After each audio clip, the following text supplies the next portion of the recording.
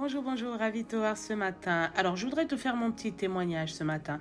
J'ai plusieurs fois enchaîné des faux boulots, des petits jobs qui étaient aussi pitoyables les uns les autres. J'ai eu à faire des personnages, j'ai eu à faire des ménages. Et, euh, et j'ai eu aussi à travailler comme gouvernante d'hôtel. J'ai vu du beau monde, j'ai vu de belles choses, des beaux endroits. Mais tout ça n'a pas réussi à me rendre heureuse. C'est-à-dire que j'avais au fond de moi cette tristesse, cette impression de ne pas être à ma place. J'ai fait tous les boulots que j'avais envie de faire par passion, mais j'avais toujours ce fond triste en moi, cette culpabilité. Jusqu'au jour où j'ai dit, Seigneur, quels sont les dons et les talents que tu as mis en moi? Parce qu'un jour, j'ai entendu cet enseignement et j'ai lu ce verset qui dit que nous sommes bénis de toutes sortes de bénédictions, qui dit que le Seigneur nous a bénis des dons et des talents. Et qui dit aussi que plus tard, le Seigneur nous demandera qu'avons-nous fait de nos talents, des talents qu'il nous a donnés. On aura des comptes à lui rendre. Alors j'ai fait cette prière. J'ai demandé au Seigneur quels sont les dons, quels sont les talents que tu as mis en moi. Qu'est-ce que je suis capable de faire?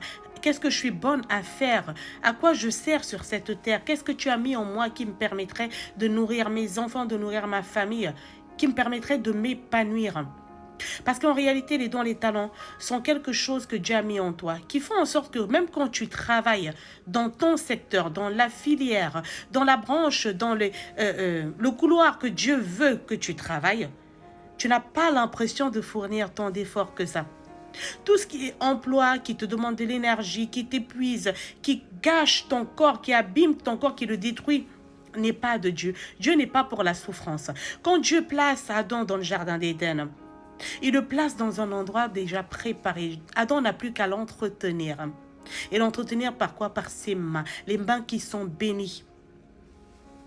C'est-à-dire que Dieu a déjà donné à Adam, le nécessaire pour entretenir sa bénédiction. Ça veut dire que nous sommes déjà bénis. Nous sommes une terre, comme dit la Bible. Le Seigneur a mis en nous déjà des bénédictions. Et tout ce qui nous reste à faire est de les entretenir, déjà de les découvrir dans un premier temps et d'entretenir les talents, les dons que Dieu a mis en nous, de les manifester, de s'en servir.